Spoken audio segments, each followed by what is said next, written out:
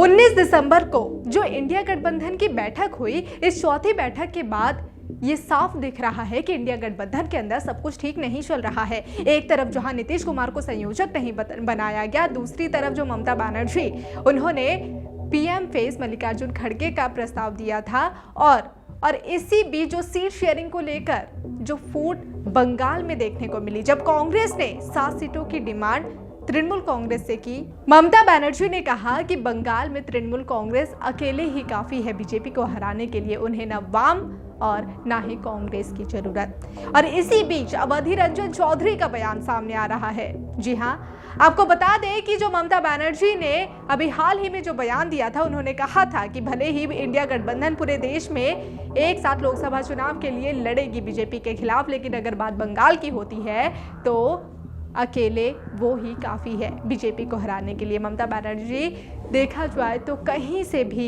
किसी तरह का समझौता ना वाम से ना कांग्रेस से चाहती है। और इसी सवाल का जवाब जब पूछा गया अधीर रंजन चौधरी से, तो उन्होंने कहा कि खुद ममता बनर्जी ही नहीं चाहती गठबंधन। सबसे पहले आपको बयान सुनाएंगे ममता बनर्जी का, जो अभी हाल ही में उन्होंने इंडिया गठबंधन को लेकर कहा था। क्या कुछ कह रही है, आइए आपको सुनाते हैं। इंडिया জোট সারা ভারতবর্ষে থাকবে আর বাংলায় তৃণমূল কংগ্রেস লড়াই করবে। মনে রাখবেন, বাংলায় তৃণমূল কংগ্রেসই বিজেপিকে শিক্ষা দিতে পারে, সারা ভারতবর্ষকে পথ দেখাতে পারে, অন্য কোনো পার্টি নয়। আর সবাইকে দেখলেই বলছে চোর চোর, সবচেয়ে বড় চোরদের ডাকাতদের সর্দার ওরা। এক একটা কোটি কোটি টাকার মালিক। বিজেপি করলেই ওয়াশিং মেশিন, আর তৃণমূল করলেই জেলে ভরো।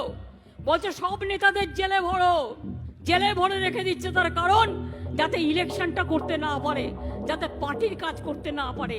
বিজেপির কোটা চোর গ্রেপ্তার হয়েছে সারা ভারতবর্ষে। আমি জানতে চাই, শুধু এজেন্সির গণতন্ত্র চলছে, এজেন্সিকে দিয়ে। আবার নেতারা বলছেন গ্রেপ্তার বাড়াও। আজকে এত দর্ব, এত অহংকার কিসের জন্য? আগেও অনেক গভর্নমেন্ট ছিল, কোনোদিন এই জিনিস হয়নি। আজকে আপনারা দেখেছেন পার্লামেন্টে 150 জন সাংসদকে সাসপেন্ড করে রেখে দিয়েছে।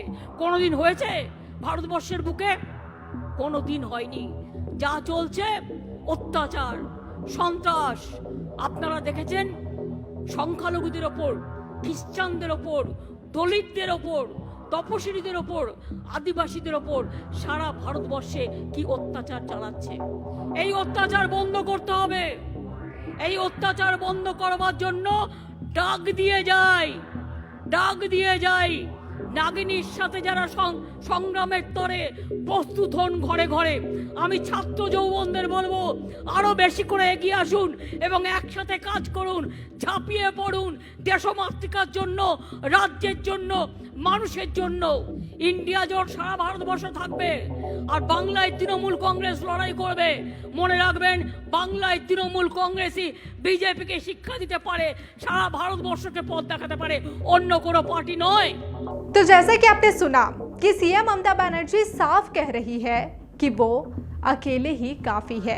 उनका ये बयान उस वक्त सामने आया जब सीट शेयरिंग को लेकर चर्चा जोरों पर थी, और इसी बीच जब कांग्रेस ने 7 सीटों की डिमांड तृणमूल कांग्रेस से कर दी थी।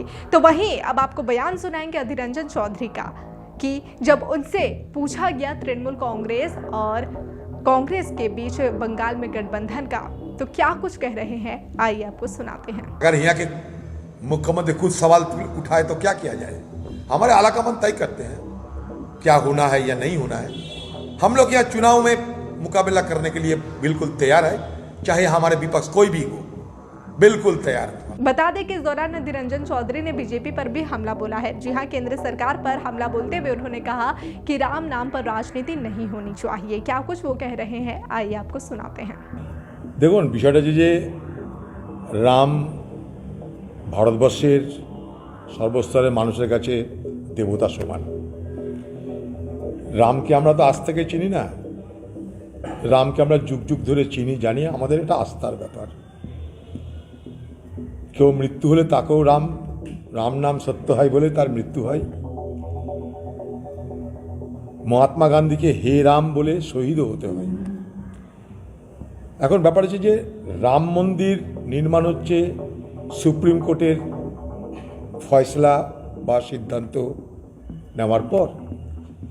তাতে কারো কোনো আপত্তি নেই, কিন্তু সবাই আমরা এটা বুঝতে পারছি যে রামের নামে শুধু রাম মন্দির নয়, রাম মন্দিরকে সামনে রেখে কিন্তু একটা রাজনৈতিক দল তার মতন করে প্রচার করতে নেমে গেছে ময়দানে। এটা কিন্তু আমরা সবাই দেখতে পাচ্ছি। রাম মন্দির এক জিনিস, আর রাম মন্দিরের নামে রাজনৈতিক প্রচার আরেক জিনিস। দুটোর মধ্যে মিশ্রণ হলে রাম মন্দির তার যে মাহাত্ম্য সেটা কিছুটা খাটো হয় বলে আমার একটা ব্যক্তিগত অনুভূতি, এটা ব্যক্তিগত মতামত। আমরা কোনো ধর্মকে আবার উল্টো না ব্যাখ্যা হয়ে যায়, ভাই তোমাদের টিভি বেলাদের নিয়ে খুব ভয় করতে কী ব্যাখ্যা করে দেবো আবার। পরিষ্কার কথা, রাম লালকৃষ্ণ আডবাণীও বলেছিলেন রাম হচ্ছে আস্থার বিষয়। আজ থেকে নয় রাম মন্দিরের ঘটনা, আস্থার বিষয় এটা। তো সেই আস্থা নিয়ে রাজনীতি করার নিশ্চয় বিষয় নয় এটা। बहरहाल देखा जाए तो सीट शेयरिंग को लेकर अब चर्चा भले ही जोरों पर है। एक तरफ बंगाल में तो वहीं दूसरी तरफ बंगाल जैसे ही तस्वीर देखने को मिली महाराष्ट्र में। 19 दिसंबर को जो ये बैठक हुई थी इंडिया गठबंधन की, ये बैठक काफ़ी अहम मानी जा रही थी सीट शेयरिंग मुद्दे को लेकर, क्योंकि पिछली जो 3 बैठकें हुई थी उसमें भी ये मुद्दा उठाने की कोशिश की गई थी, लेकिन इसमें कुछ भी क्लियर नहीं हो पा रहा था। और इसी बीच जब 5 राज्यों के विधानसभा चुनाव संपन्न हुए, चुनाव के बाद एक बार फिर से जो ये पहली यानी कि विधानसभा चुनाव के बाद की ये पहली बैठक थी, और कुल मिलाकर देखा जाए तो ये चौथी बैठक थी। इस पर चर्चा थी कि शायद सीट शेयरिंग को लेकर बात होगी, और इस दौरान हमने देखा था कि पीएम फेस को लेकर भी चर्चा जोरों पर हो गई थी, जहां नीतीश कुमार भी नाराज बताए जा